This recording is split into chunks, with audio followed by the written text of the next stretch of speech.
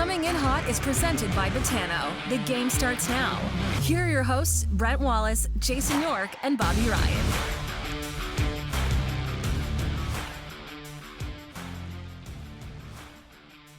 Happy Monday, everybody. Welcome to Coming in Hot. I'm Brent Wallace alongside Jason York, the smartest man in hockey, who's also our resident defense expert, and that's probably where we should start. But, Yorkie, glad to see you back from Mexico, we need to talk about the Columbus loss and perhaps some goaltending issues with the Ottawa Senators. Sure. Where do you want to start? We're starting young D. We're starting goalies losing. We're talking about hey, how about? See, I feel like. What do you feel like? What do you feel like? It's Monday. I'd like to be a little positive. But you're cranky. I know you're cranky. Well, something's grinding. Well, something's grinding your gears. Yeah. Well, all I can think about as I watched the game last night. Yeah. Why are you disappointed? Like, what did you think was going to happen? No. I'm not. No. Hold on. I'm not disappointed in how the team, where they're at in the standings. I am disappointed in perhaps the goaltending of late when they're beating Philadelphia, and it shouldn't have even been a game. They're beating Columbus. It shouldn't have been a game. And I'm disappointed. And I'm not necessarily blaming Cam Talbot for the overtime winner or losing goal. Because I obviously we saw the turnover by Tim Stützle right in front of your own net. But here's a question I have for you, Yorkie. And I didn't mean to get to this quick. If you had a choice, yes, you could pick one of two goalies. Would you rather have Matt Murray in goal or Cam Talbot in goal for the Ottawa Senators? Right now? Yeah. Well, it's not even. Matt Murray has to be healthy. Yeah. Okay.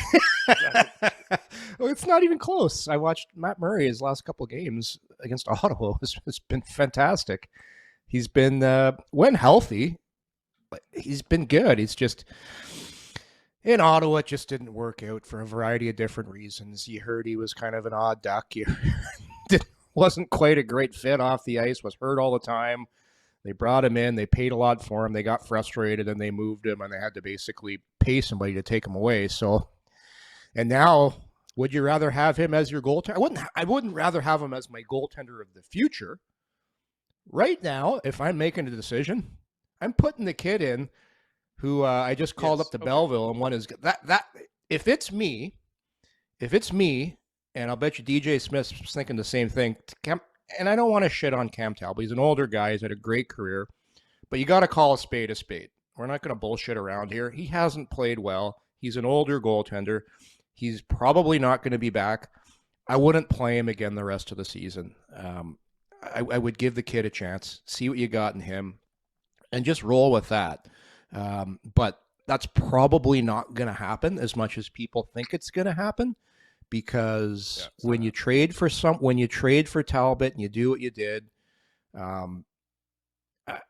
you're going to have a conversation with the general manager and the coach, and he's going to say, you got to put him back in because I don't want to look stupid for trading for him. So that's what's going to happen down the road here. But he hasn't. Here's the other thing too with Talbot, and not to make excuses for the goaltender. Not a ton of practice time since he's come back, since he's been hurt. This is a time of year. Yeah. This is the worst time of year to get hurt if you're a player, but number one, if you're a goaltender, because the team's not really practicing much. And when you do practice, it's pretty low intensity. You're not working on a lot of stuff. So Talbot seems completely out of rhythm. Mind you, a couple of those shots, like those were, I know the shot clock that says this, the Sens outshot him, outchanced him, but those couple of those goals, like the one in particular, was it? I forget which one. The one where he just stepped in and just drilled the slap shot. I think it was the second or the third goal. Oh, it wasn't. Is that where he he lost the puck? Yeah, Boone Jenner. It was Jenner. Yeah, it was Jenner's slap shot, and even the winning goal in overtime, those were perfectly placed shots. So it's almost like you're the goalie and you're like, okay, but you need a save. Hey, I'm not saying You don't need a save. You do. This is why you brought in. This is why you brought in Cam Talbot. When shit hits the fan, you got a ton of injuries. You need your veteran goaltender to step up and make those saves. I get it. I'm just telling you why he's probably not as sharp as he should be. Coming back, not practicing much, and he hasn't had a great. Let's just say what it is. He's been very inconsistent this year. He just hasn't had a good year, and that's pretty well sums it up. So, and here's he's played 31 games. Tell me how many wins he's got. I don't know. I haven't. Let's say 13. 13. So here's a surprise in all this. He's 16, 13, and 2. So that makes him over 500, right? Yeah. He had a nice run for a while. He had a nice run for a while. Well, he came back from injury, right? Missed a month, came back, and he's 4-1-1 in his last 6, which again, we would be all extremely happy. But you look at his save percentage, the last 2 games, the Philadelphia game, 636, 818 against Columbus. I know he's got a winning record, and so we all should be like, shut up, he's doing what you're supposed to do. I have zero faith in him. I'm starting to sound like Joe Biden. Instead of saying, here's the deal, I say, here's the thing. Here's the thing. But you got to wear Ray-Ban glasses. If you go into a Joe Biden rant from now on, you just put the glasses on, and then you start. By the way, for anyone watching today, listening, I went to Bill Burr last night. I taped the Sens game. And oh my God, I heard it. Wally, he's my favorite comedian right now. He had some great Joe Biden jokes about. I'm not going to rehash them. I can't do Bill Burr's voice, but anyways, I'm starting to do this. The stupid. Here's the thing: there's a trend with the Ottawa Senators this year. They don't play their best hockey until the damage has been done. It's like we're going to put ourselves in this. We're going to put ourselves in this huge hole. Start off the season and make it nearly impossible for ourselves to make the playoffs. They've done all that damage, and then they go off in, December, and rip off all these games and win all these games. And Cam Talbot, when he was healthy, was a big part of that. But it's a mindset. It's a mindset that the Ottawa Senators have to learn. And being a young team, it's playing well, for example, when you have a Calgary trip. When you go out on that trip with Vancouver and Calgary, and everything's on the line. It's like that's when the season starts. When the season starts, everyone's kind of got that nervous energy because when you start the season that these points are huge because you know the old saying, Wally, the points at the beginning of the season are just as important as the ones at the end of the year, and let's make it easier. So you start off the year and you're kind of nervous, and it takes you a while to settle in. And Ottawa shot themselves in the foot, and then again, you put yourselves into a position. You look at where Florida was and where Ottawa was in the standings about a month ago. It was pretty darn close. And Ottawa had a ton of games in hand. But at key moments, you had guys on that Florida team, like Matthew Tkachuk, like Barkov, guys that have been there and done that in the league for a long time that got it done for Florida. And I'm not saying Florida's going to make the playoffs. It sure looks like they are right now. But they put themselves in a position when their backs are against the wall, and they had to win those games. And Ottawa just hasn't learned to do that yet. And now here we are again, after that Western trip, team starts playing well again. All of a sudden you see, I'll take DeBrincat, for example, start scoring again. Guys are playing really well. Well, again, you needed to do this on that Western road trip, but that comes with experience. That comes with being in those positions more than once. And for Ottawa, they just, at those key times of the season, they didn't play their best hockey. And Cam Talbot is in that boat with those players. But the problem is, he's a veteran guy, and you brought him in to kind of be the guy that lifts your young team up when you're in those situations. So that's the frustrating part for Ottawa Senators fans. And to kick you when you're down, they just boot you in the nuts when you're down. Everyone's watching what Gustavsson's doing right now. It's like, this guy's playing like this, and the other guy's doing that. Like, what? Like look at the comparisons there. And that, the age of the goaltenders, you had him here, but not to defend the trade. But he's only got 4 more wins. I know, and he's playing on a much. He's playing. People will be like, "Well, the incentive would be in the playoffs." But when this trade was made, everybody loved it. Everybody loved it. Absolutely. We're bringing in a guy, he's going to help us. You win some, you lose some. This one is definitely a huge loss.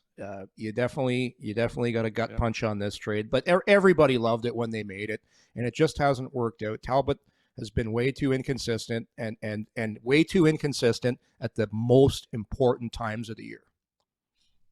Right. And if you told fans, listen, you can have Cam Talbot and Anton Forsberg as your goaltenders, or Philip Forsberg and Philip Gustafsson and Anton Forsberg, everybody would say Cam Talbot, Anton Forsberg is your 1-2.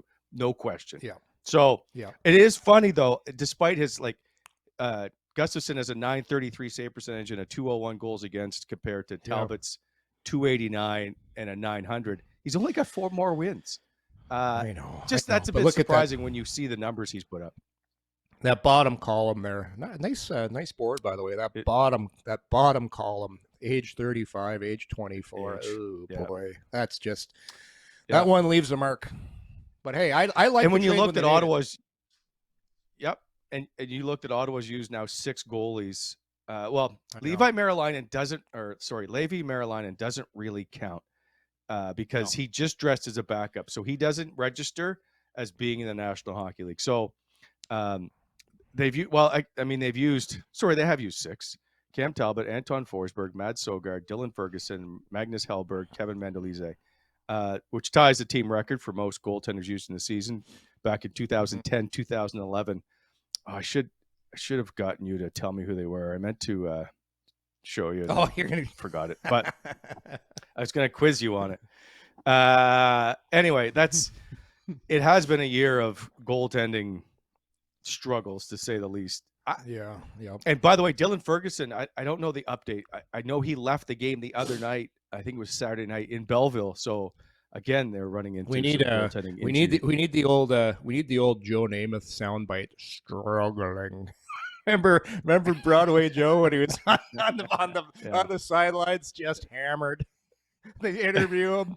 Then he tries to make out with the sideline reporter. I want to kiss you. Oh, God. Hey, everybody loved him a couple years later. He was back. He's back. He's back, baby. All right.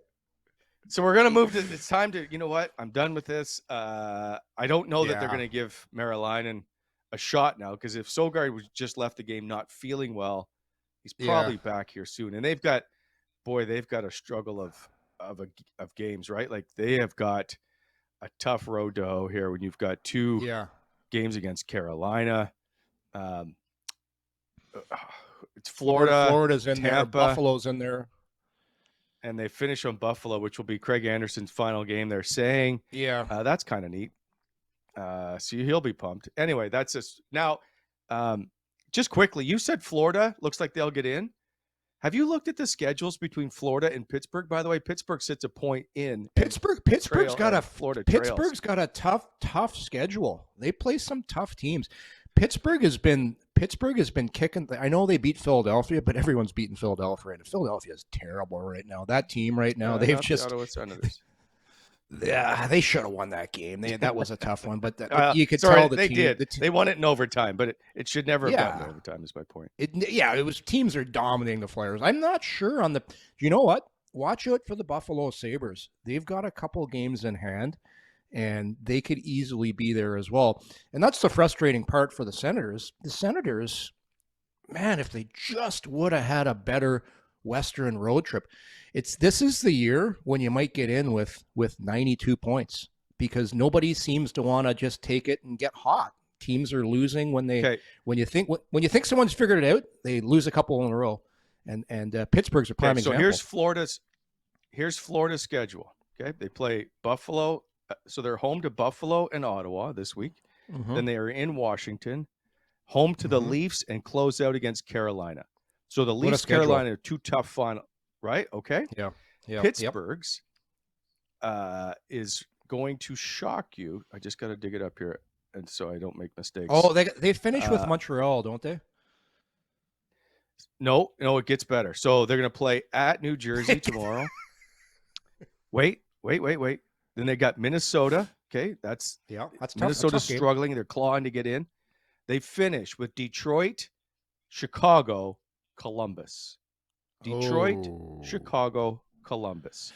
So the Pittsburgh Penguins are my guess to pop their way into the postseason.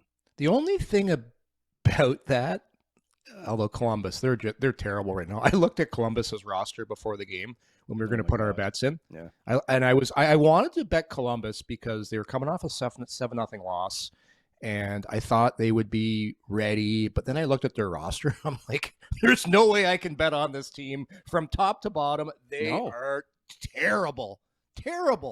So yeah, that's a very nice schedule for Pittsburgh. You have to think with Crosby leading the way, he's gonna drag that team in the playoffs, don't you? I do. I agree. I do. Yeah. Buffalo's they're kind of in control of like if they don't have to run the table, but if they win, they lose one more, like they could be there too. So that last game against Ottawa could be a very significant game for the Buffalo Sabres. All right. As I said, we're going to move on to positive. We need a name for you. So Jacked Jason. As we do that, it's time for sponsors. What'd you call me? Jacked Up Jason. Yeah. Jacked Up Jason. I needed a pause. You can do better. Hey, by the way, Wally, before we get to sponsor reads, how good, I'm going to pat myself, a Barry Horowitz moment here. How good was that Sens? How good was that Sens logo I drew in Mexico and put it on our bartender's shirt? Rafael. That was I was hoping you would have one on your jersey, on your shirt today. You should have had a duplicate ready to go here. I kept it. That's a missed opportunity by you.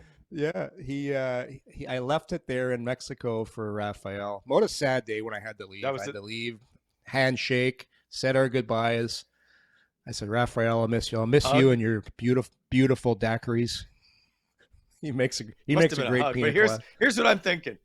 Here's the scene that's playing out in my mind. So you're like, here's your envelope. Rafael, it's a tip for the week, and he opens it, and it's this paper drawing logo. That's it. So he just pulls it out in sheer disappointment. That's a big smile from you. Anyway, as always, this show sponsored and proudly presented by Betano. By the way, we're gonna have to get Masters picks in this week. The game starts now, as always. Online betting, casino, all kinds of same-day parlays, live betting. And, of course, there's always time to bet on the Ottawa Senators, although you never know which team is showing up. We all thought that Columbus was going to lose last game. That didn't happen. Live in-game parlays, the most competitive odds in the market. Download the app and get on the action where the game starts now. Betano, don't forget the Masters this week. Corey Connors and Tiger Woods right now tied for the same odds. At I think it's plus 4,300 at the moment. But Canadian Corey Connors just won yesterday and is red hot coming into the Masters. Connors was good, wasn't he? He's just got to figure out that putter at Augusta. If he gets putting, he could be a guy to win there. All right, Alex, switch it up. I'll take this one, Yorkie. You can have Renfrew. All right. Thank you. BEI, Bonnechere Excavating Inc., heavy civil general contractor. They are hiring, as we mentioned in each and every show. Also, if you're looking for equipment rentals, aggregate sales, concrete forming, they do a ton of different things that you may not even be aware of. When planning your next project, consider BEI, 613-432-1120 or BonnechereExcavating.com. BEI, helping to shape the Ottawa Valley. All right. Renfrew Pro Tape, thanks to our sponsors, as our sponsor, Renfrew Pro Tape. What are you laughing for? Come on, I'm out of sync here. I haven't done a sponsor. I know, this is what I want to see how this is going to play out. All right. Thanks to Renfrew Pro Tape. You can find them online at renfrewpro.com. Available at all major retailers to sell the house here. Instagram at Renfrew Pro, as always. On Fridays, it's Free Tape Fridays. It's the one with the green core, Renfrew Pro. Sorry, Renfrew Pro, for butchering that. Actually, I needed some some Renfrew Pro Tape when I was in Mexico. I gotta tell you, it was a lot. I don't know if Alex has a picture of my logo. for me to get that logo, like, do you understand where Manzanillo is? It is in the southern tip of Mexico. There are no stores selling any hockey apparel anywhere. I had to go to a super, by the way, it's on the Pacific is it side. safe there? Is it not part of like the drug area? As far as Mexico goes, it is very safe. It is very safe because I said, okay, what is because there's cartel in every single place of Mexico. And I said, what's the percentage of cartel here in Manzanillo? He was like, well, he goes, they're everywhere in Mexico, but here they leave you alone if you're a tourist, because if they start going after tourists and carjacking them and taking their money, then they're going to start coming.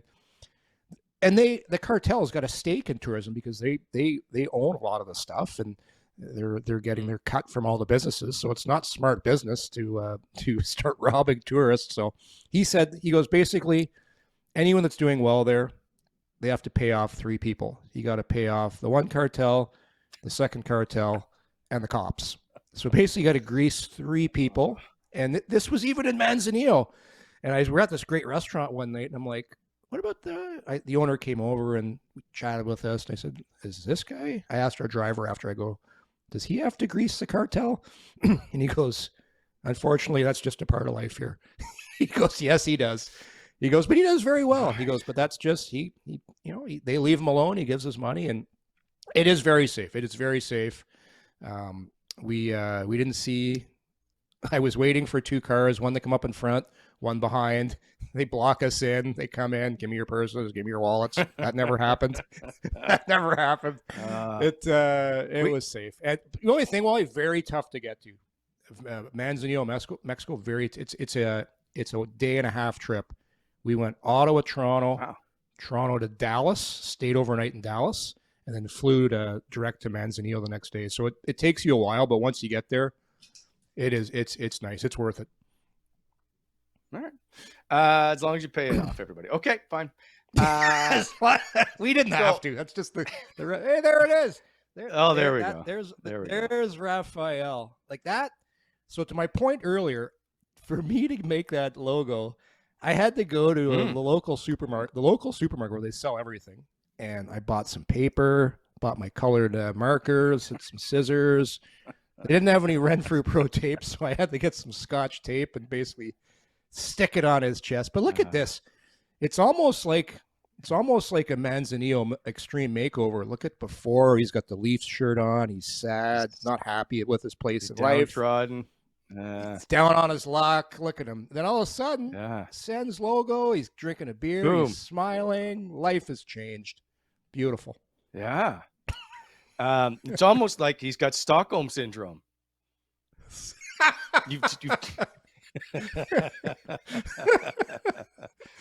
Hey, he's happy with his captors. He watched the game. He was watching the game with us. And I asked him, I go, you ever watch hockey? He's like, no hockey.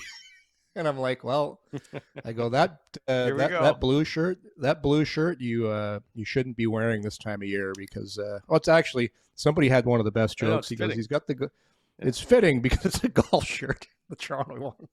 Yeah. Hey, what a beauty. Now, Look at that I'm smile. afraid if we keep showing that logo, the Sens are going to sue us for copyright infringement on your right? How good is that? Okay, Barry. It's very good. All right. So we're moving on. I have a name for the Tyler Kleven, Jacob Bernard Docker D pairing that we're going to use. This is where the positive part of the show comes in. We're going to talk about the D. We're going to call it TBD. That's the name of the D pairing for 2 reasons. One, Tyler Kleven, it's a T, and then the BD as in Bernard Docker, because but it stands for to be determined. That is, we don't know what's going to happen next year, but they look pretty okay. They look really good as a pair at the moment, but let's not pretend like they are 7-year veterans here. There are mistakes made when they're on the ice. There's no question. I do like the way they look. I think they're NHL players. I don't know at the moment where this all shakes down later and including next year. Yeah. No,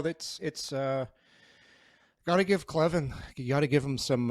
He's making a few mistakes, but he's been thrust into a situation end of the season directly out of college hockey, where this is the hockey so much faster, so much more physical. You're playing with pros. I'm giving the kid a break here. He's looked pretty good, and for a big guy, for a big guy, he skates extremely well. I think he's going to need a little time, but it's sooner than later. And honestly, if I'm Ottawa, and I am, because I really believe this, I really believe this team is knocking at the door. Next year, this should be a playoff team 100%. Perhaps maybe they even win a round in the playoffs. And the year after, I think they have a chance to make a significant run in the playoffs with the right moves made. And by right moves made, I mean, you're going to have to do some things that are unpopular with the fan base, and you got to think where you want to be, because you look at their core, and this is what I say. And if you want to say one more positive thing of the season here, Wally, the experience that Tim Stützle, Brady Tkachuk, Drake Batherson, Jake Sanderson, and I can go on, that all of these players are getting right now is so significant for where this team is going to be. They're learning on the job. So where I'm going here, I really think as far as the D-core goes, I would like to see them sign a defenseman in the offseason. A good, solid defenseman, preferably a right shot, maybe even do a trade, and you bring in a guy that's not just going to be a guy, well, this guy's like, I don't want to crap on Holden or guys like that, but a veteran that can play in your top four, but he's also like a five. Like, doesn't have to be a number one. Like, if you could get a guy. Okay, is that not Travis Hamonic? I like I'm bringing Hamonic back. I'm bringing Hamonic back on a 1-year deal, but I'm bringing in a perfect world. I would love to see them get a defenseman like a Mackenzie Weegar. To me, that's a guy that's really going to help propel your team. And then you give guys like Kleven, like Bernard Docker, a chance to develop instead of pushing them along and thrusting them in a position that maybe they're not perhaps ready for yet. And I'll give our good buddy Ian Mendes some props. I'll give Mendes some props here. He wrote a little article, I think it was a couple weeks ago, while you and I read it, and I was thinking about it. Ian put it into words very well. The teams that do well in the NHL, and I'll say Tampa, Colorado, they spend money on their defensive core, and they have 5 or 6 guys that can really play. And I'm talking about when Tampa won and when Colorado won. They're not just going with 4. Here's our 4, and then we've got other guys. They've got like 5 guys that are legitimate, good NHL defensemen, because that's what you need, because you're going to have injuries. You're going to have bumps and bruises. So you need that. To me, that's where you need to spend your money and really focus if you want to be a team that does some damage in the playoffs. Well, I mean, you can use Carolina too. We forget about Carolina and how good their D is. And I think that's what drives them. Like Brett Pesce and Brent Burns, Jacob Slavin, Brady Shea. Well, you also Calvin DeHaan's there, who's basically the 7th D now. I just really like. Anyway, you can't. The argument is you can't win a Stanley Cup without a D, right? Defense wins you championships, and until Ottawa deals with that and makes it stronger, and I know it's coming, perhaps, but Yorkie, I know that you don't know what's going to happen next year. You like Josh Norris. Everybody's like, well, obviously didn't plan for Josh Norris to play 8 games. You don't know if one of those D is going to blow out a knee or do whatever and get hurt. Yep. So you've got to get deep, and you've got to prepare. I just don't think they're prepared for this. They're also not prepared in goal either. I'll tell you one thing I know. The reason they're not prepared, this team for the longest time, because of ownership, was selling off its best players. It wasn't a team that was spending the cap. It wasn't a team.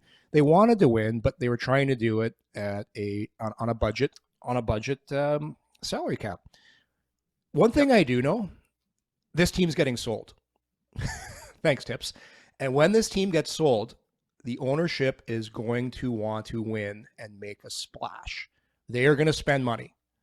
They're going to spend money. And for me, if I'm the guy saying where we're going to spend our money, I'm getting a defenseman and I'm bringing another forward in, an older guy that can come in and be a good NHL player. Like they're so young, and you're seeing it right now. That ship has sailed. That's just if you could get a take back, of course you're taking a take back on that trade. Of course you are. Like he'd be perfect, and like they're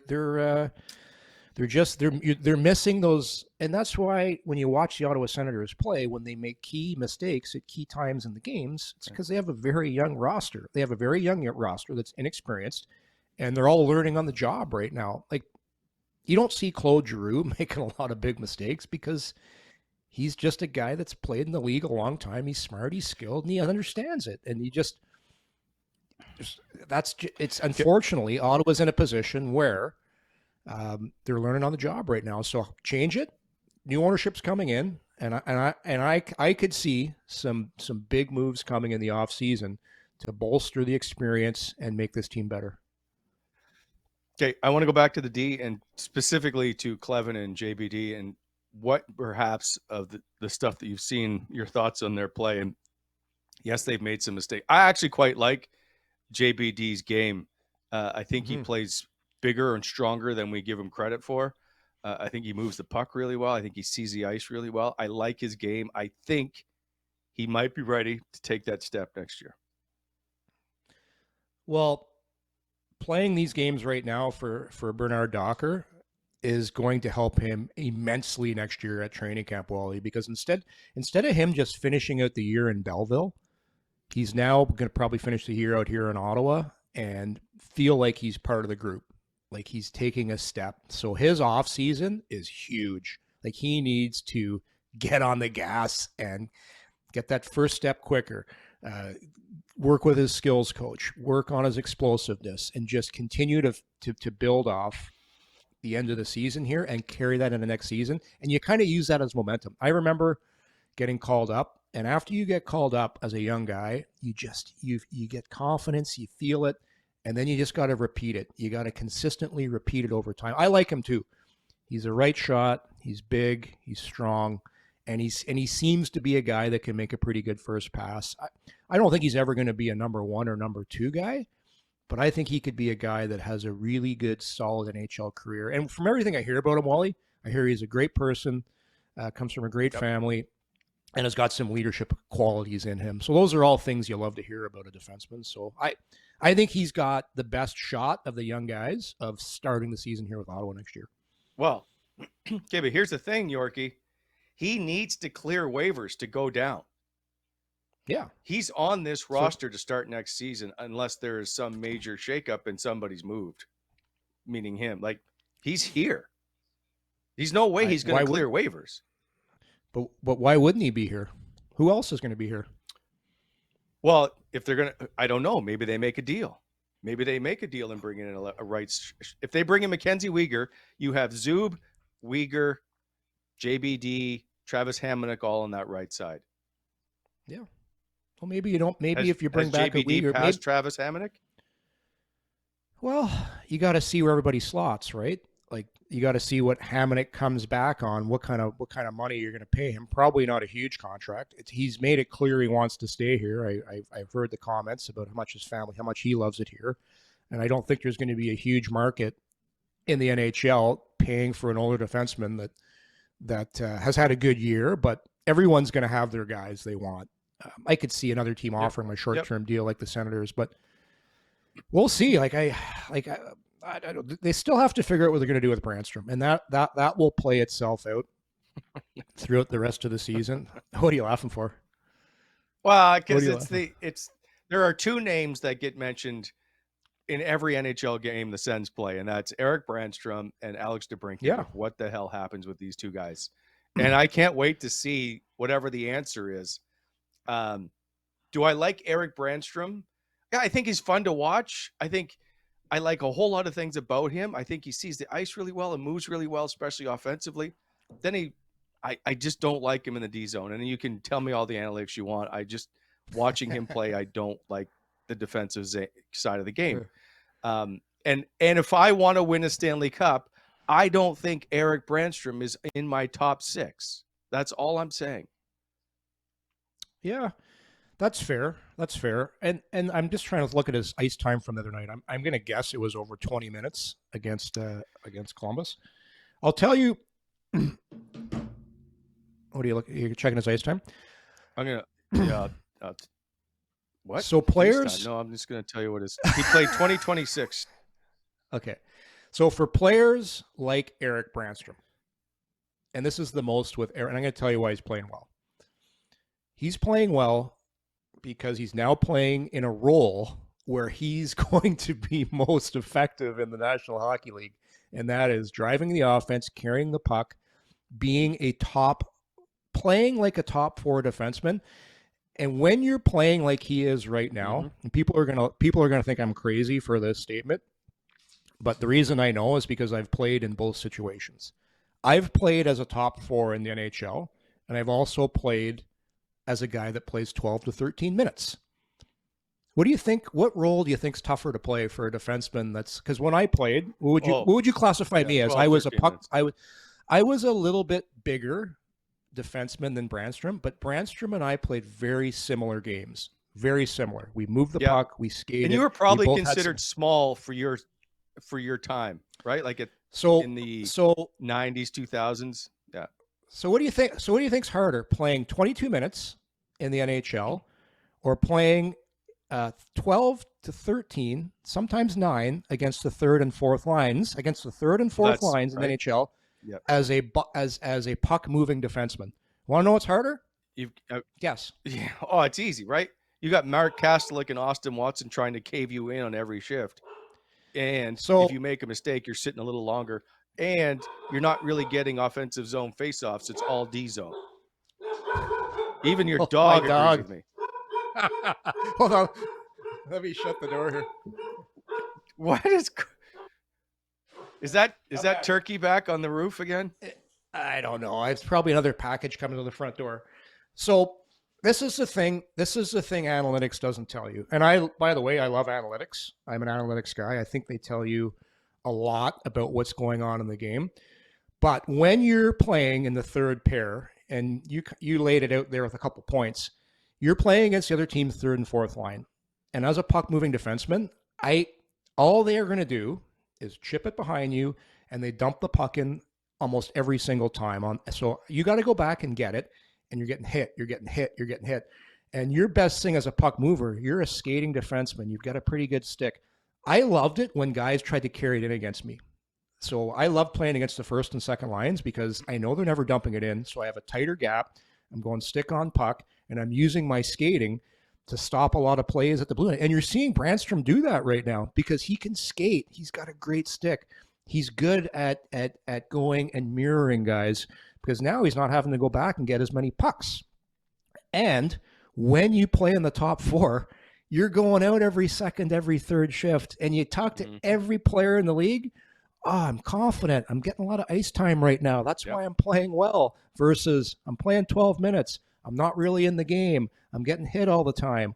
I'm not on the power play. And people will say, well, the power play is important when you're an offensive guy because it gets you in rhythm. You're doing what you do best. So Brannstrom's playing well right now. Chabot's out. Chychrun's out because now he's getting an opportunity to play in a role that is best suited for him. So what happens when they all come back? Brannstrom goes back to playing in that 5-6 role, and that's tough minutes again. And then he's not doing what he does best, and that's a big reason for it. So unless you're going to get rid of Chabot, unless you're going to get rid of Chychrun, unless you're going to get rid of Zub, one of those guys, I don't see where you put Brannstrom in a role where he's going to really excel. Because people have the Sam Girard argument. Well, why is Sam Girard playing in the NHL? Why? Because he's playing in that exact role that I just described. Colorado's got him in a role as a top 4 guy, plays on your second power play. And hey, listen, it helps when you're playing with McKinnon and Rantanen. And don't forget, there was a time when Colorado really struggled when they were trying to become a team, and guys didn't look as well. Anyways, that's my thing with Brannstrom. Do I think he's a really good player? I think he's a good player. I think he's getting better. I think he's starting to get his confidence. I think if he keeps playing.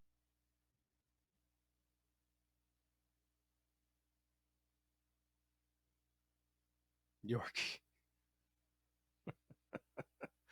It's clearly the dog must have chewed the cable. That's what must have happened. The one thing I don't know when he's coming back, but it's a good thing he froze.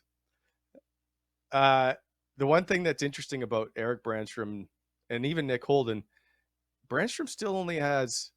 Well, he's fifth on the team in D scoring. No, that's okay. You just froze on me, and I was going to bring up a point. Who has more points, Nick Holden or Erik Brannstrom? I know Holden does because Holden's thrown a few pucks on the net of the tipped and he's played 9 less games.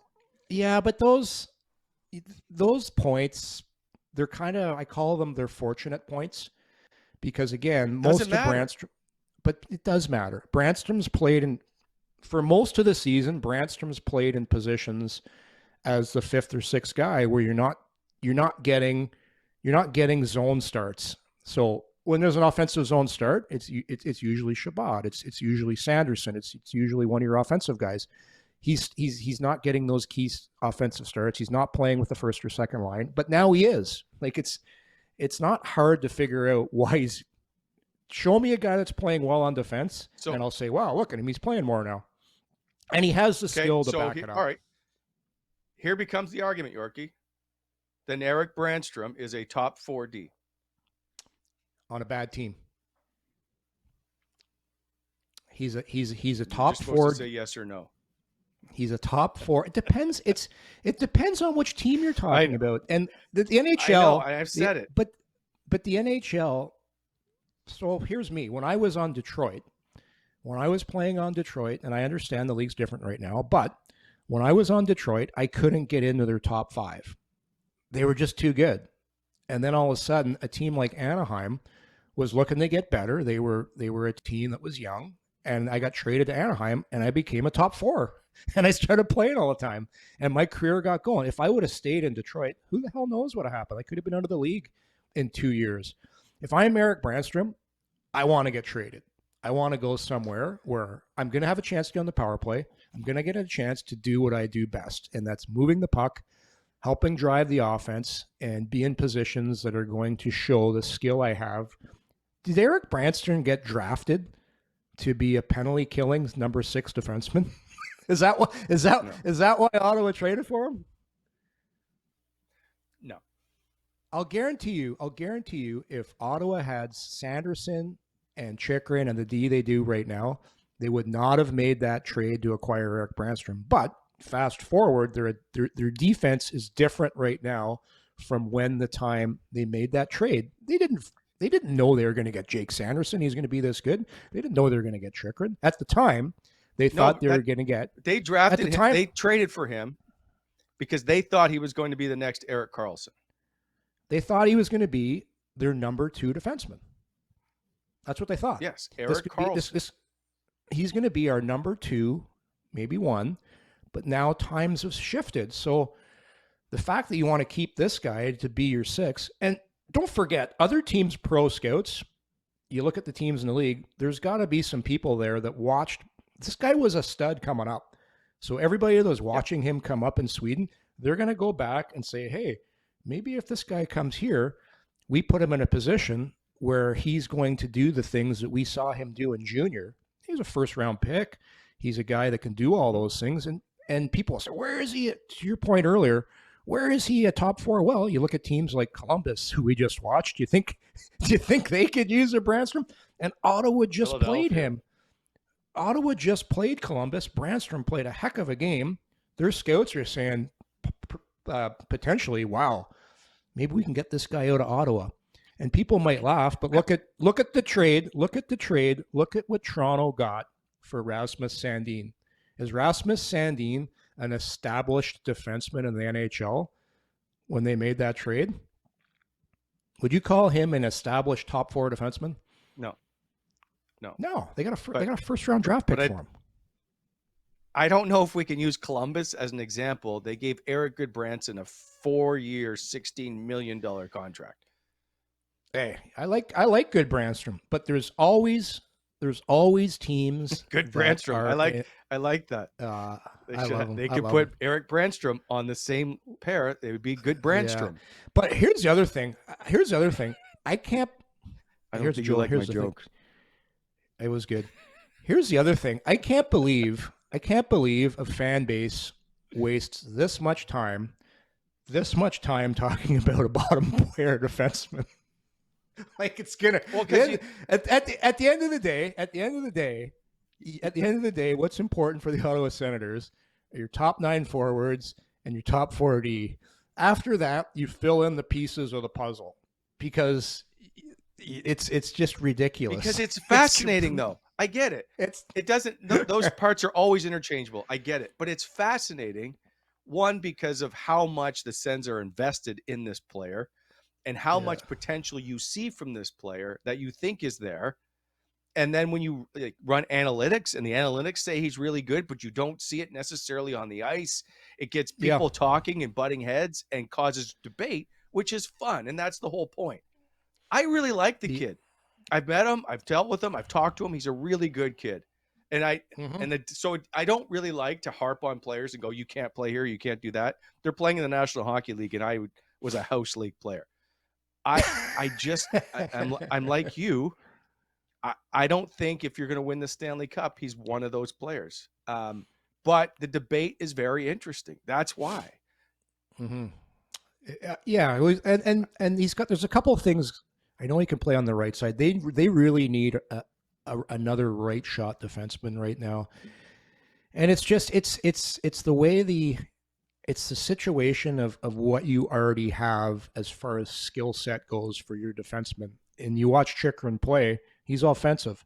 You watch Sanderson play. Well, we could do a whole show on Sanderson. What a warrior he is, but he's offensive too. We are going to talk about him. I actually meant to get to him today.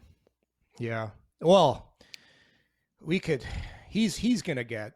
It's unfortunate. It's unfortunate that not enough people are watching him play right now. And people that vote on the Calder Trophy, because it's impossible to watch all the games and see what he's been doing for the last couple of months. He's been doing it all year, but he's elevating right now. And to me, he's a Rookie of the Year. But that's the problem with the whole process, Wally. I've watched Jake Sanderson play a ton, so I'm biased. I've seen him play, and I've watched him play every single game this year. So I know exactly what he is as a player. And I don't think there's another rookie in the league as a defenseman. But I haven't watched Owen Power play as much as I've watched Jake Sanderson play. I haven't watched Mason McTavish play as much. So to me, this is what's wrong with this whole voting process. It's skewed because you look at the writers vote on it, and it's literally impossible to watch the players as much as you need to watch to have a really good sense of what that player can do. It's almost like this. I know that vote for an Oscar. You're voting on the Oscars, right? You watch the movie. Imagine voting on the Oscars and you didn't watch the movie. I'm gonna vote for this movie. I'm with you, but I'm gonna vote for this movie because I heard it's good. So, but here's, you know what, Yorkie, we should put it out there. I don't know how to do this in time. Is if I were to contact 31 other general managers or 30 and go, you can have Matty Beniers or Jake Sanderson, or you can have the Calder Trophy winner or Jake Sanderson on your team. Who are you taking? And I would suspect Jake Sanderson is at the top of that list, 90%. I haven't seen Beniers play enough. I think I've watched him play once or twice. But I have a hard time believing that there's a rookie defenseman or a player that's going to have the long-term career impact to play those important minutes. Correct. We've talked so much about defensemen on this show. He's been perhaps him and one or the other. For me, it's either those two. Playing D as a rookie in the National Hockey League as a true rookie is It's crazy. Now, it's crazy. Add to that, Jake Sanderson is your number one D, and he's been arguably your number one D for a majority of the season, even with Thomas Chabot in the lineup. And I don't mean that disrespectfully to Thomas Chabot, but he's either been 1A or 1B. Like, he's been that good, that consistent. I would agree. Chabot had some pretty good stretches in the year where I don't think he gets enough credit for what he was doing. But no, I get what you're saying here. It's just, it's unfortunate. It's unfortunate that the process is the way it is. But I agree. That statement you made about the general managers, I would agree with that too, because that's how you build. You build with your blue line. But it's it is the best system there is right now. You have the writers voting, but man, it's tough. No, let the players vote. I wouldn't let the players vote either, because the players are lazy. The players don't watch either. Like, what if you're? I agree, but they play against those players. So in their mind, they would still know who they are. You would be surprised. There's some guys that they don't watch hockey. I was one of them. I didn't watch games, and you play a team once. What if the guy has a bad game? That's all you've seen of him. The way to do it. But there's 700 players. That'll get weeded out. You do a committee. You have a voting committee, and you have it with whatever you want to put in there. But they can't watch 1,200 games or whatever it is. Well, no, you have a committee that watches the games. You have to watch these players, so you identify by a certain part of the season. These are the players you're watching, and you watch them exclusively, and you formulate a real opinion based on your own eyes watching the player yourselves, part of the committee, and that's your job. You get paid for it. Here it is. Then I got it. Do that. Nope. The NHL Pro Scouts vote. Yeah, it's tough too, because pro scouts have certain territories they don't watch all the game. Like they're watching this pro scout's here, that pro scout's there. They could, I guess, if they got all together and had meetings. Yeah, not a bad idea. Not a bad idea. Because the other thing with the writers too is you have how many members of the Professional Writers Association are in Nashville?